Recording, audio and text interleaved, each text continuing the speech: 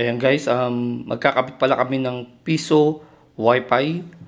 Ang ginamit ko guys na antena yung budget meal lang. Siyempre para hindi tayo masyadong magastusan. Dahil siyempre alam naman natin na mahal ang mga P2P or mga DIN2, power beam, mga ganyan.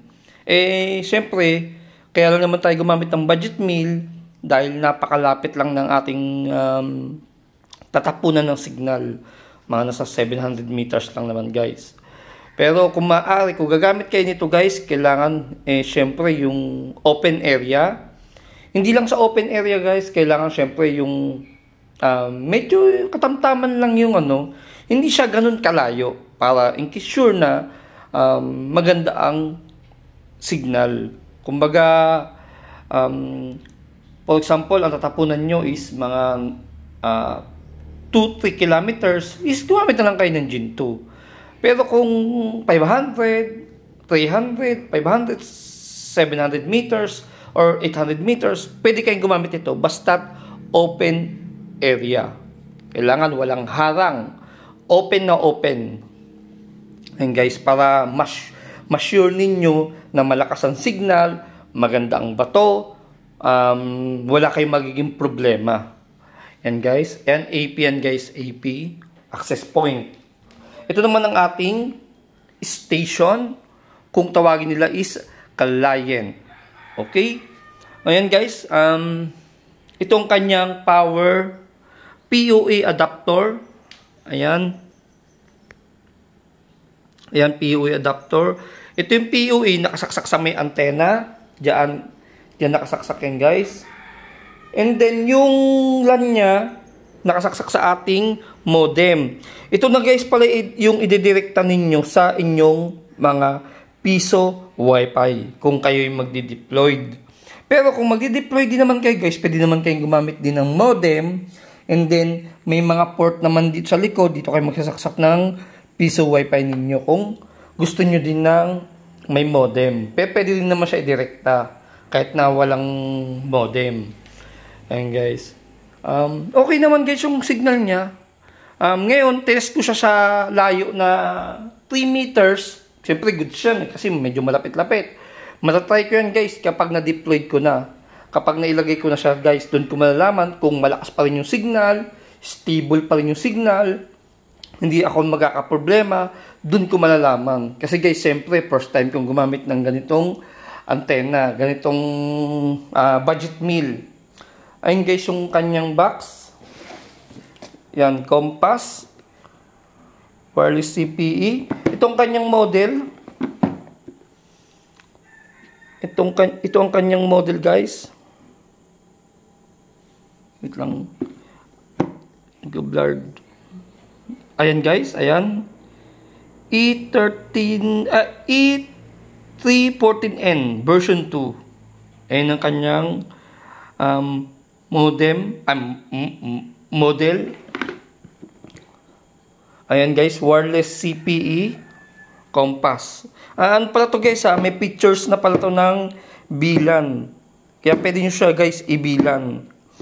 Ang kagandahan to sa antena to guys is pwede siyang gawing router, pwedeng gawing access point, pwede siyang gawing bridge, pwede siyang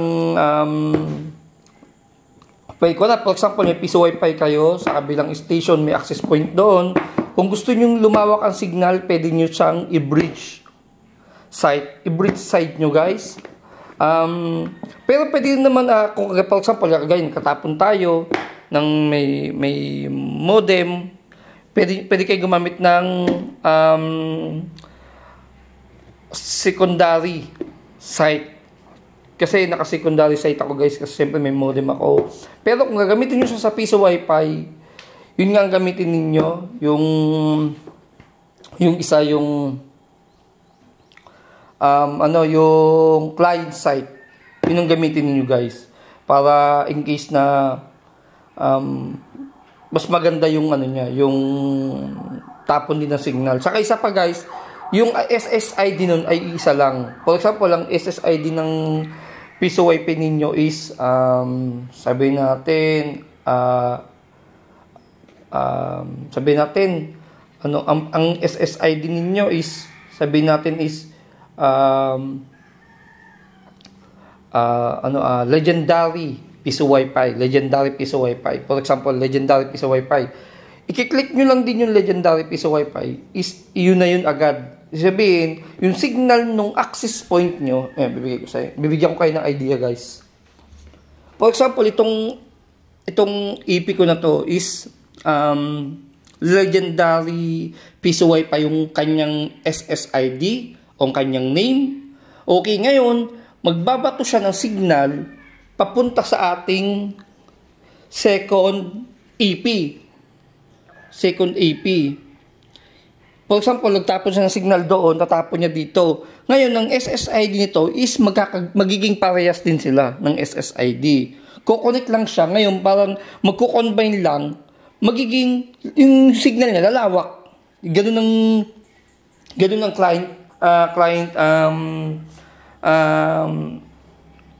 yun ang tatawag na client, guys, yun nga yung, ang tawag ba nito? Yung client side. Yun, guys, client side. Yun yung pag nagtapon ka ng signal, naka-bridge din pa rin naman yun, guys. Naka-bridge pa rin naman yun. Nagtapon siya ng signal, papunta sa kabilang access point nyo, sumagap lang sa doon ng signal. Ngayon, lumawak yung coverage. Ilalawak yung coverage. For example, ang tapon ko is, yung antenna ko nasa 100 meters or 200 meters. Medyo mahina na yung signal. Pwede nyo siyang i-bridge. Tapos, ilagay nyo sa kabilang area. Pag sumagap siya doon papaatong yung signal niya. Magiging, kumbaga yung antenna noon, saka yung antenna to, guys, lalakas. Magko-combine siya. Ganun, guys, client side. Yun yung guys. Pero kapag secondary site, guys, yung AP ko, saka yung station ko is makikita nyo parehas yung SSID. Pero converted pa rin siya. Kumbaga, yung AP ko, saka itong station ko, connected na siya sa isa't isa. Pero meron pa rin tong SSID na makikita, na bukod. Kumbaga, for example, legendary AP, legendary station. Para siyang ganun, guys. Pero pwede pa naman yung gamitin, guys. Kahit saan mambili kayong dalawa, pwede naman na client site or secondary site. Pwede pa naman kasi na-try ko din naman siya, guys. Pwede din naman siyang i-combine dito sa ating modem. Pero mas iba pa rin kasi yun. Mas sinunod ko yung natin, yung kumbaga kung anong nararapat sa setup. Kumbaga. Kaya ang ginawa ko is AP, tapos station, or secondary site. Yun, guys. Papunta sa ating modem.